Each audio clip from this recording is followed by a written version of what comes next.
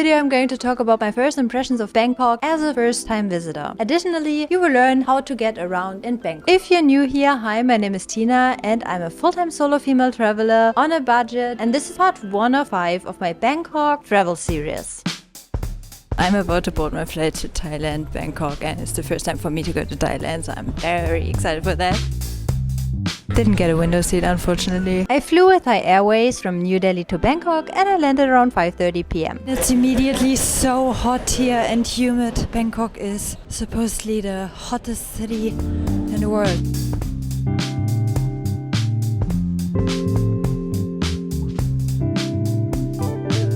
Arrived at the baggage claim, my SIM card is working. I will go ahead and get a grab car because here in Thailand Uber is actually not working. Bangkok is very easy to get around and you should have no issues simply using the public transport from the airport. I found Edward, so I will try to get a grab car now. It's getting a little bit late, so I'm really too lazy now to try to figure out how to use the metro. Getting out of the airport, I got directly to a grab pickup point, something that I had never seen before on my entire trip. And it's about a 1 hour ride actually from the airport. I paid about €13 now, and for that it's maybe still pretty cheap. Two things that immediately caught my eye coming to Bangkok were that Bangkok is quite affordable, getting around in Bangkok is quite affordable, but also very easy. The first hotel I would be staying at is Grand Central Point, and even though Grand Central Point is a 5-star hotel, you would not believe how affordable a 5-star hotel in Bangkok still can be. Something else that I've been noticing right from the start is the staff at the airport, my driver as well as the staff at the hotel. Everyone was incredibly nice.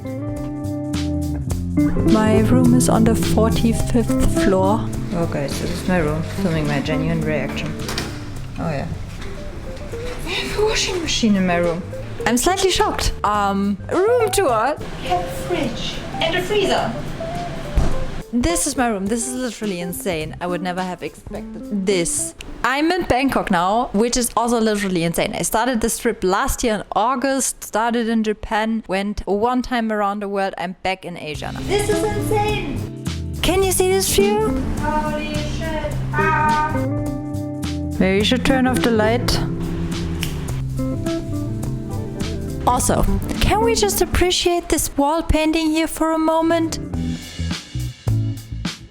We got another mirror. And look, we're back in Asia. We got the very modern Japanese style toilet here and a whole bathtub. As we're already having a washing machine in our room.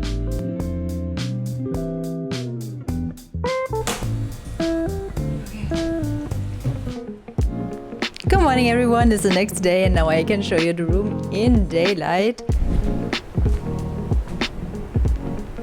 The wall painting is actually made out of wood. And then I also noticed yesterday that you can open the window blinds all the way to the right and left.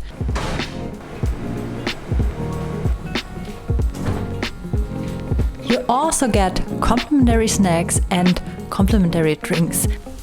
We got a sofa here from which you can enjoy the amazing view. There's even a helicopter landing place. Ooh, the train. Let's check out breakfast.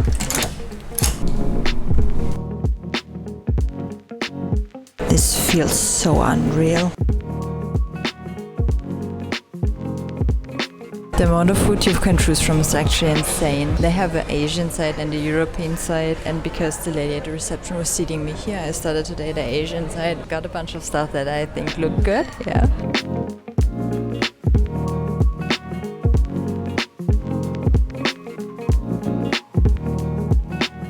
On my first full day in Bangkok, I tried nearly every possible means of transportation, and that's why I thought I'm going to tell you a little bit more about how to get around in Bangkok. So I will try to take the metro and the trains today to get to the Grand Palace. There are also lots of buses that can be more convenient and also cheaper, but I read that there are just like a lot of buses and that even experts who are living here don't use them that much. Using the train in Bangkok was incredibly easy. I wish I could have had paid with my credit card instead of getting a ticket, using cash, buying the ticket, using it, using the train, finding the station. Everything was just so easy that it's still like, whatever. They have 7-Eleven here in Bangkok. So that was just the BTS train, and now we're going to take the metro, the MRT. You have to get separate tickets for each of them, which is like quite inconvenient, but currently I have no other option. But it's really easy to buy a ticket. I managed to find a metro station close to my hotel. I use the metro a lot during my stay in Bangkok because it's easy to use, it's again cheap and affordable, and it brings you to most important places and sites in Bangkok. Using the metro in Bangkok, instead of a normal ticket like one made out of paper, you will be getting a little black token. So if you enter the metro, you have to scan this token, and then if you get out of the metro, you have to put it into a little slit. Just be careful not to lose it.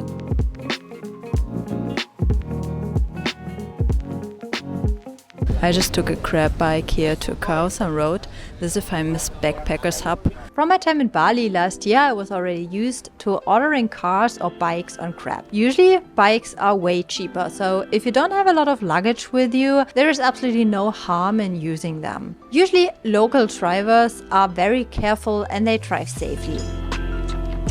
I was also thinking about using a tuk-tuk because in India I had used it once or twice, so I know how to do it basically. It's really fun. However, if you're not a local, if you are a tourist, it might happen that they make you pay way too much and that they scam you. There is an app that's called MoveMe that you can use where you know how much you have to pay. So I used my grab bike here. It's like a 10-minute ride and I paid like 30 or 40. And the tuk-tuk that I asked first was about like 400 baht, which is exactly the same amount that I paid for my ride from the airport. Obviously way too much. So I talked about Grab a lot, and in some instances I ordered a Grab car, especially when I was moving between hotels and I had my suitcase and heavy luggage with me. Grab car is very easy to use, it's cheap and affordable, it's also really reliable. I don't think that you need to be worried about getting scammed or anything like that. One of the people who worked at the hotel was just like telling me that he's my fan. Then he said like, you were in Bali, right? So I don't know if he just recently found my videos because I was staying at a hotel, or if he just was watching my videos since Bali.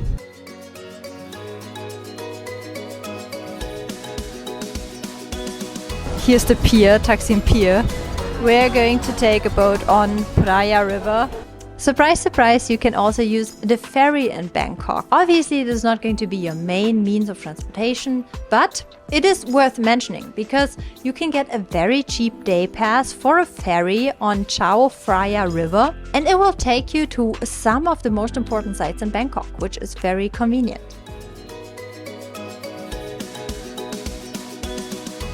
My first impressions of Bangkok are that it is first of all very easy to access. People are very nice and welcoming, which made me think that I would really love to learn the local language a little bit. You can get around with English in Bangkok without problems. I really noticed how rich the culture is and how much history there is to learn about in Bangkok. And also I saw right on my first day the modern side of Bangkok. Last day at this hotel, I'm going to be so sad. I wish I have had more time to enjoy the pool and all the other amenities that they've got here.